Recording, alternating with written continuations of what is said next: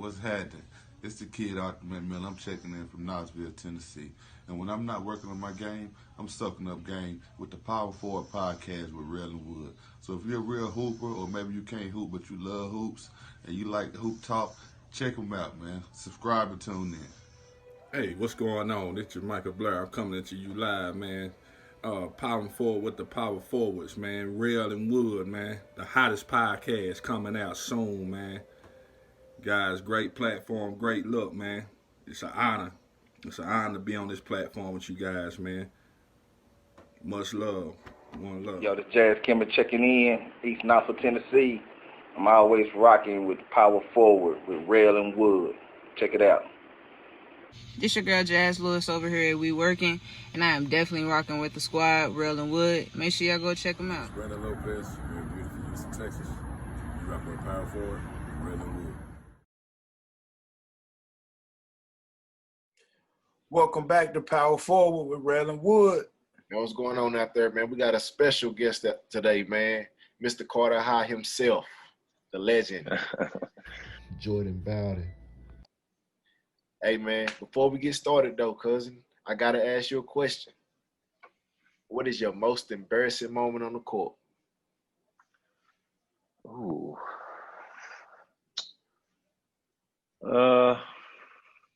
I'd probably say getting hung off a lob. Ooh. Getting hung off a lob probably is my best, probably my worst one. One or two hands. Because everybody, everybody won. Because everybody get crossed and dunked on in college. So, missing that was probably my worst. Oh, okay. Who was that against? It was against Tusculum. It was like some lame school, so it didn't matter. It didn't matter. We was up 30. Yeah. My dude. So, Jordan, man, for all the people who don't know you or may not know you, tell them where you from, bro. Yeah, I'm from Knoxville, Tennessee, on the east side of Knoxville. Call it Burlington, but east side of Knoxville. Cool. Man, so I had the privilege of seeing you when you were younger, man. Mm-hmm. I think it's crazy. The first time that I can remember seeing you, I seen a little skinny bow-legged guy out there. He was on the Celtics, some little Celtics. Yes, sir. Like you and Lil Fruit or somebody, but they was the real deal in the league, Wood. Yeah. Yes, sir. The real deal, man. So it's real good, man, to see you start from right there, humble beginnings, mm-hmm. right here in Knoxville, man, and take it as far as you've taken it. But thinking back on that, man, when did you fall in love with the game? Man, I fell in love with it really. I always grew up, playing sports, played baseball, football, basketball, of course, and I really started taking it serious, I would say, around my, 7th to 8th grade year transition. Just going, playing AAU ball, Linwood, playing AAU ball, seeing all the talent around the country and just seeing my game was, there with those upper guys. So I really wanted to take it serious. And I told my mom, I wanted to, stick with basketball, and she was all for it. We, she was behind me, 100% with it. So I just kept playing, getting better, playing AAU, just working out on my own, getting in the weight room. And it's just, I fell in love with it when I first seen it, though, to be honest. Cool. Yeah. Beautiful game. So, man, go on, tell us about high school, man, and how you terrorized the league. Freshman year, I was on freshman team, JV team, and I dressed out varsity. Got in some games varsity if we was blowing out teams, but didn't think my game was there yet. Sophomore year, I got in, started playing my varsity. Starting games, playing up against older seniors, juniors, and just get my game up there with them. And then I had a breakout junior year. Everybody knew I was in high school, beating Fulton and winning the district and region championship my junior year. So everybody knew who I was. So coming into senior year, I had big expectations, and people seeing if I could get back to the state tournament past my junior year. And I had a great senior year, had, 2 50-point games, another region championship, and making it back to the state tournament. We losing in the first round, but just getting back. Had alongside Kelvin Jackson, John Woodruff, and Blake. Dutton was our seniors, so we led, and I had a great senior year.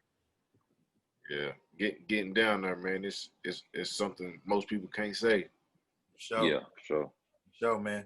So Jordan, I got a question, man, that probably some old East Side blood want to know, man. Probably some barbershop talk. I could hear old guys in the barbershop saying, man, why Jordan didn't go to Austin East, man? We should have had him at AE, man. We would have been cold if Jordan would have went to AE. So, man, help us out, bro. Why did you choose? Oh, man. To be honest, my eighth grade summer, I don't know if y'all know Denzel Wright. Yeah. He told me about, Austin needs to have tryouts and stuff. And I actually went to a tryout and I liked it. I was killing and everything. But, man, it was all down to my mom. My mom wanted me to, go to Carter and everything and, just end up going there. But a lot of people ask me that, why I ain't go to AE, why I ain't go to Fulton, but AE was right in my backyard, so I get that all the time. Yeah. So coming up, who would you say your rival was? As in high school? In high school, yeah. You always have the Carter and Gibbs, but my junior and senior year, it was Fulton. I'm talking about you, Austin East. You said what? Personally. Me personally? Yeah. A team, high school team? Nah, like player. Oh, like player. Somebody, yeah, somebody, when y'all see each other, y'all kind of mix it up. I don't know, really. You have guys like Union County. You remember Brady Neese? Yeah. Him. You always got Fulton. With Yaz, Kentel, and that. AE. My senior year was Kawan Hale and Jadarian Mobley. So just those people, you always want to, go at them, especially, the inner city kids, you always want to put on for your, your city. So that's what I think I try to do going against them. For sure, man. Man, so after tell us about the recruiting process, man. Tell us, the process, because everybody think it's all sweet and, everything just gonna happen all easy, man. And you had an interesting process, man. So can you walk us through like life after Carter? Yeah, for sure. So my senior year, I wasn't getting recruited by, any other high majors or, even low major schools. I was getting recruited by, JUCOs, and my biggest interest was, Tennessee Tech. And that's the school that actually, gave me information about the prep school at 22 feet where I went, so I went to 22 feet and, playing up against, the top competition, night in, night out. Me, I was just, busting my ass every day, working out, getting my game right. And, you playing against these high level guys. So you got college coaches coming in the games and having, Tennessee, Georgia, all SEC schools and big time schools like that. So teams kept seeing me. And my first big offer was when I went down in Vegas and we played against Jared Vanderbilt, who went to Kentucky after that. And I got an offer from Utah, and Oregon State was looking at me as well. So when Utah offered me, a lot of schools kept coming in after that. So that's when Eastern Kentucky, some of them schools, and then you have UT, Georgia, and a lot of SEC schools, and Providence as well. So it was a lot of schools that was interested in me, man. And Tennessee being a dream school I wanted to go to growing up, and playing in your backyard, I was all for it. So my mom was happy and my family was happy for me. So that's one thing I try to do is stay home and put on. Man, how ironic is it, man?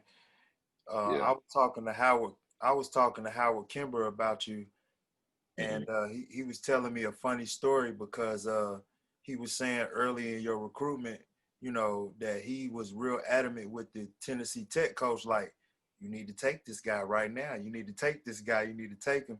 And, a couple years later when he ran back into Howard, he said, I should have took him.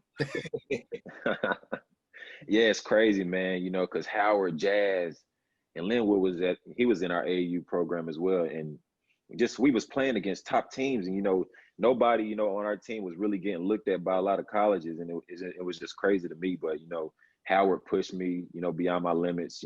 Practices, punishing us when we weren't doing stuff right. Just learning discipline early. He really taught me that. He helped me, along my, career in high school. Sure. Definitely, man. Howard and Jazz, man, that definitely push you to your limit. Yeah, for sure. Freshman year at UT, tell us about it. Freshman year was a eye-opening year for me. Just because SEC is real, nasty, tough, physical, and that's one thing I had to get used to because I wasn't always big.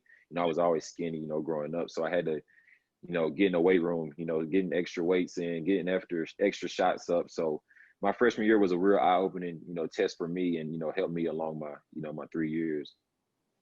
Man, I gotta ask you something, man. So, you were here at home. You leave, and honestly, man, it was like you left. You left, and you were one player. And next thing I know, I'm seeing highlights of you at 22 feet, Mm-hmm. and you a whole nother player, dude. You look like somebody totally different. You feel me? Yes, sir. Then when you get to the University of Tennessee, one thing that really stuck out to me was your off the ball defense, my guy. Mm-hmm. How much effort and how much focus you put into that, man. Where did that come from? Defense is one thing I really, established, the end of my senior year. My coach told me, and one thing that stuck with me, he told me, defense is going to, get you those looks. The things that people don't see, they think highlights and all that stuff is going, get coaches' attention, but just the details on defense. And that's one thing I try to model, just put my pride on is the defensive end and stopping, the other man. And that's one thing, people don't really, they don't get, sometimes going up in high school and in college that the little things matter. And that's one thing that'll get you on the floor for, in college, the little things, because you watch film all the time, and in college, you watch film, night in and night out, and coaches, they see little things. And that's one thing that helped me start my freshman, sophomore, and junior year. Coach Barnes told me defense is going to get you on the floor. And that's one thing I took it to heart. And that's one thing I try to pride myself on to this day. Man, Wood, that sounds like a heck of a pre-draft interview. I'm telling you. I'm sold. I'm taking it. Right? So who is the hardest person to defend? All 4 years of college, who was the hardest person?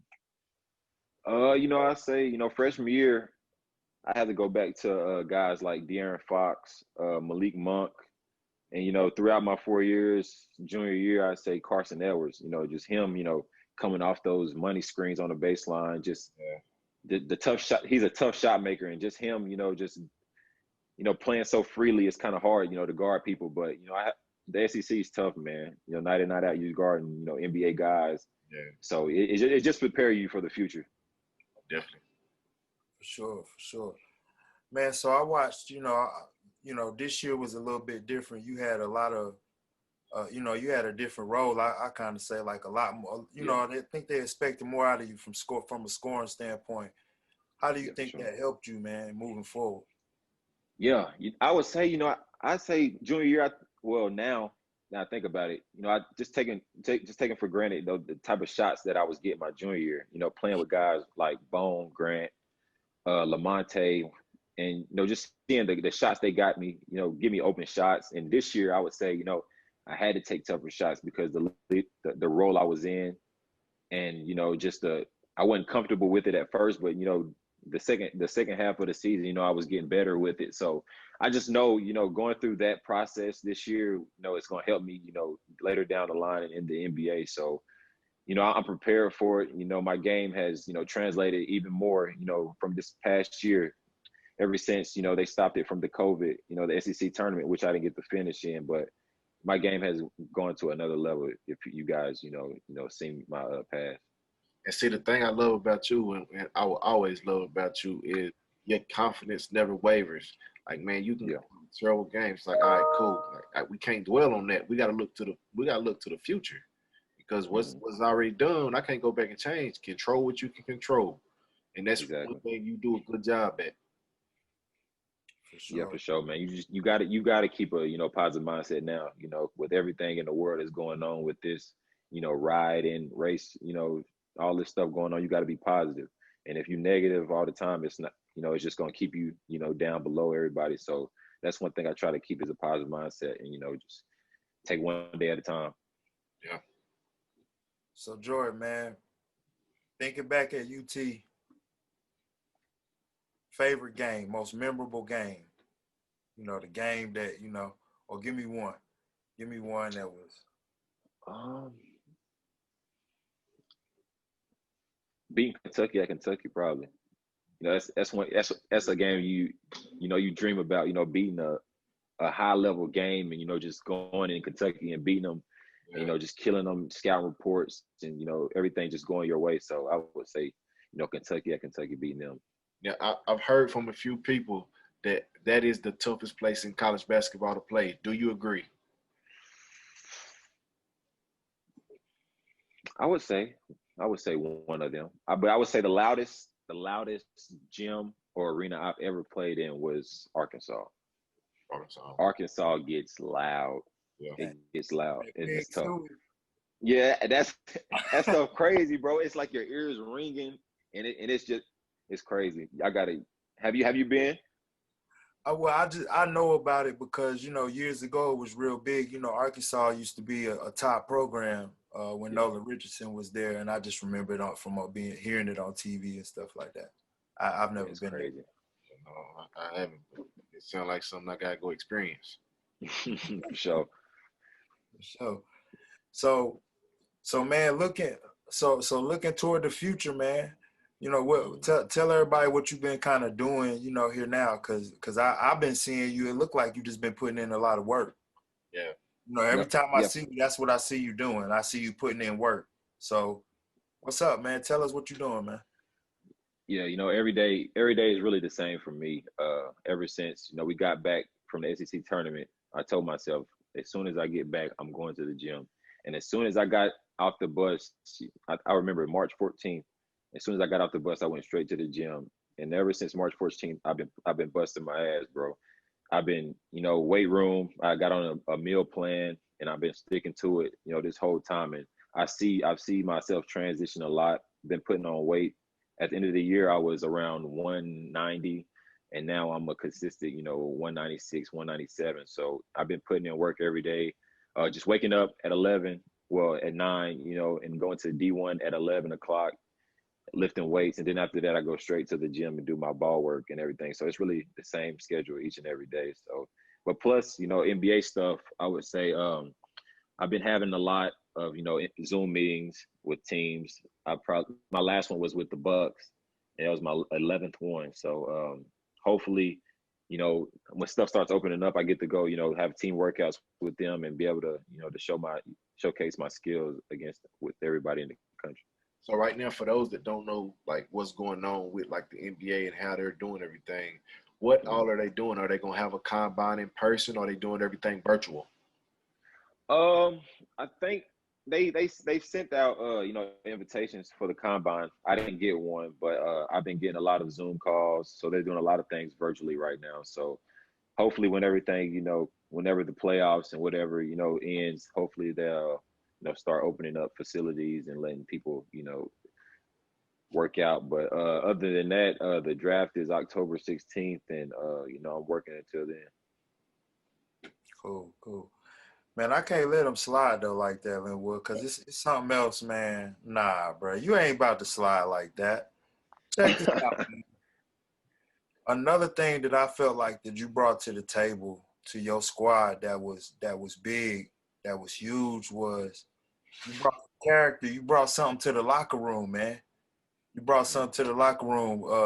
It seemed like you made it a emphasis or put an emphasis on, hey, I'm gonna make sure my guys are loose and we having fun, man. So just speak to where you get that from and how that kind of translate to your game.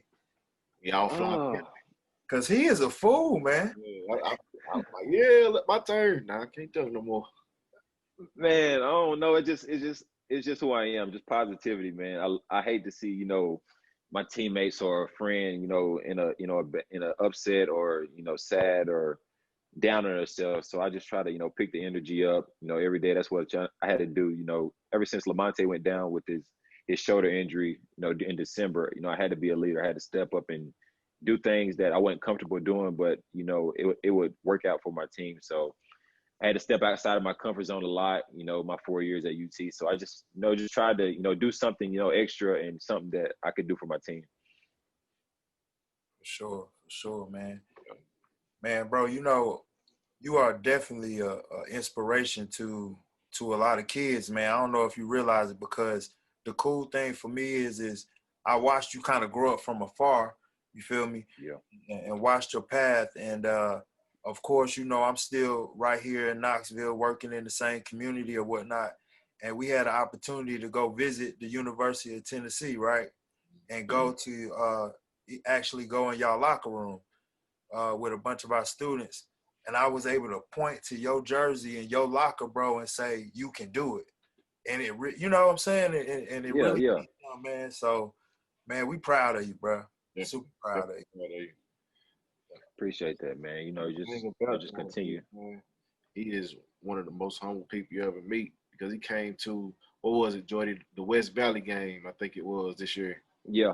He was like, yo, you want to just come in the locker room and hang out? He's like, nah, man, I'm just going out here. I mean, he took pictures with everybody, signed whatever people needed him to.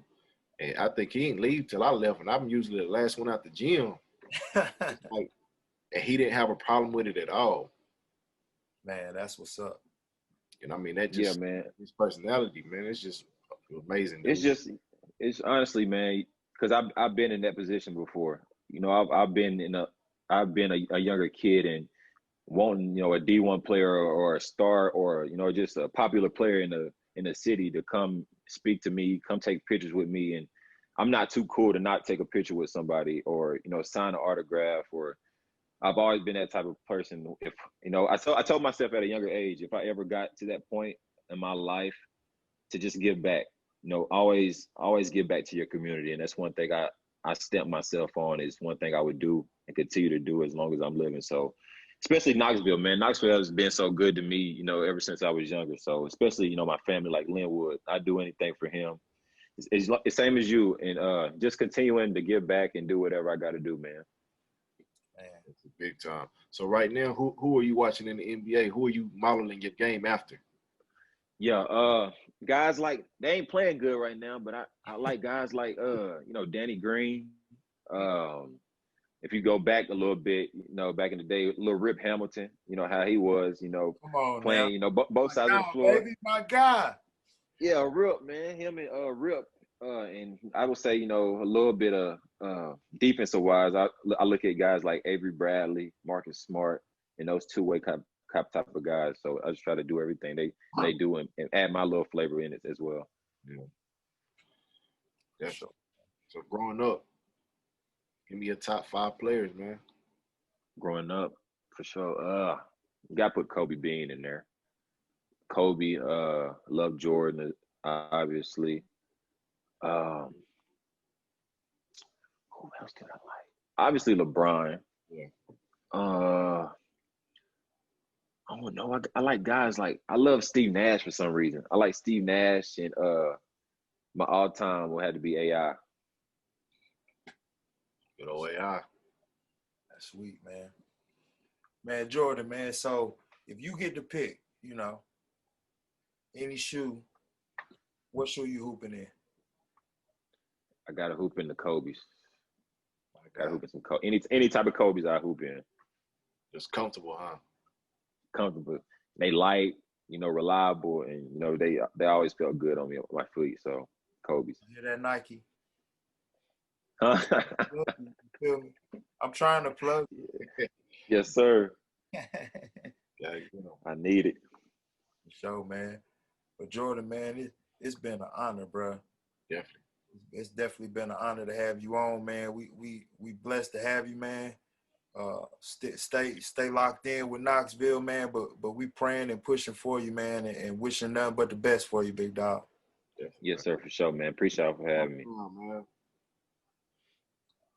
Hey, man, this been another episode of Power Forward with Raylan Wood, man. Signing off with the boy Jordan Bowden. Yes, sir. Yes, sir. You're a great basketball player. You always have a chip on your shoulder, strive to get better, and confidence on the court.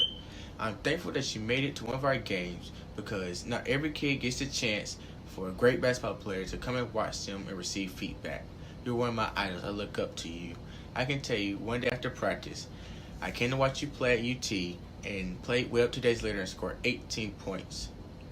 You inspire me to push harder and do better. I am thankful I got to meet you in person, and I'm thankful that you made it to our game. Well, to me, about the whole situation with him coming, it was very exciting because I get to show him my full potential and how I really play. And then we came out with the dub, showed him who he really was, and it was exciting to finally see him come to one of my games. It made me really happy. He said I played good, and then that's just an accomplishment for me, cause like that's my cousin, and he played for UT and everything else. But then I look forward to him going to NBA, doing great things. And I wish him good luck. It was cool when Jordan came and watched us play because it inspired the whole team, and it made us win, basically. Bringing Lamonte and the rest of them to come watch us play. And good luck in the draft. Jordan Bowden, I want to wish you good luck on your journey to the NBA draft. So we were in the locker room, stretching, getting ready to play, getting ready for our homecoming game against the other undefeated team, West Valley. And Jordan walks in, and the twins are like, "Oh, it's Jordy." And we all dap him up, and they said we better turn up. And that's what we did. I mean, it was just so crazy because it's somebody that I've seen play on a national level, and that is one of the greatest players at Tennessee. I mean, it was just so crazy. So, and when we walked in, we got to take a picture with him and all that. And even Lamonte Turner came to that game too. So it was just great. And I wish him luck at the NBA draft. Is this thing on yet? Is it on? All right, it's on. I wanted to say congratulations to my boy Jordy Bow Wow, man. Man, this done been a long way, man. I know you happy, man. You finally reaching to the point to where you always want to be in life. I'm proud of you, man. Just keep going, and I wish you the best luck in this NBA Combine. Love, bro. Jordy B, what's up, man? Just checking in to wish you good luck in the draft. Want to say we love you from our family. Hope everything goes good for you, and we'll see you soon. Hey Jordan, just want to send you a message, let you know how proud of you we are. And I know you're down there working extra hard. Keep God first and you will go far in life. The sky's the limit. We love you. JB, Jordan Bowden, little brother, whatever it is, man. I'm very proud of you and everything that you've been doing. You've been taking your development very serious. We've been grinding very, very hard. I'm here at the gym right now, and honestly, I'm doing this video while you're sitting in there waiting for me to come in to work you out.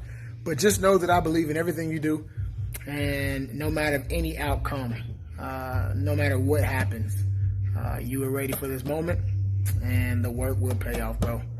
Nothing but love. I love you, and I'm here to help you kill it until I can't move these knees anymore, man. Good luck. Just checking in with you, Mr. President, on your long journey. Best of luck in the 2020 draft, man. You know, regardless of the outcome, baby, just know that you're a winner, man, and the whole family and the whole city proud of you, baby. Keep grinding, working hard, man, and hey, dreams to reality, baby. Love you, cuz. Hey babe, just checking in to tell you how proud I am of you. You're one of the most hardworking, dedicated, and positive people I've ever met in my entire life. You not only inspire and motivate me, but you also inspire anybody that you're around. Any obstacle that you've ever faced in life, you've always tackled it head on without hesitation. Just know that no matter what happens throughout this process, that you have an entire crew that is behind you no matter what. So keep trusting God's plan because you know it's going to be great for you. I love you. My handsome and amazing little cousin, Jordan.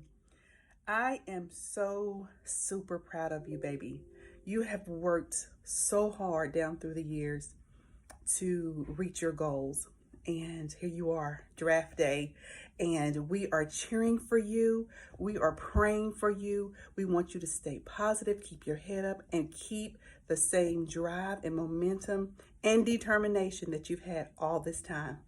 Congratulations, and we're praying for you. Good luck. Look at the camera, y'all. Look at the camera. Okay. Look at the camera. Hey, Jordan. So we just want to say good luck on your journey. And we know that you've been wanting this for a long time. I mean, you've been practicing since we were like 3.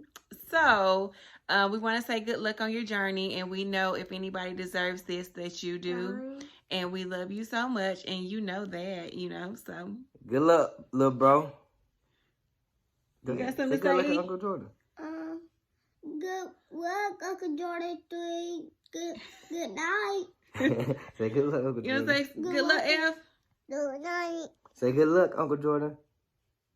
Good night. Good luck, bro. Love you. Love you. Hello, son. I know you're getting excited. We all are too. I love you. And you know that Granny loves you too. And we're all, just praying for you and wishing the best for you. As this day comes, remember, no matter the outcome, Jeremiah 29:11 is God's plan. But from day one, you've always been my #1 draft pick, and you'll always be my MVP. I love you, and good luck, son.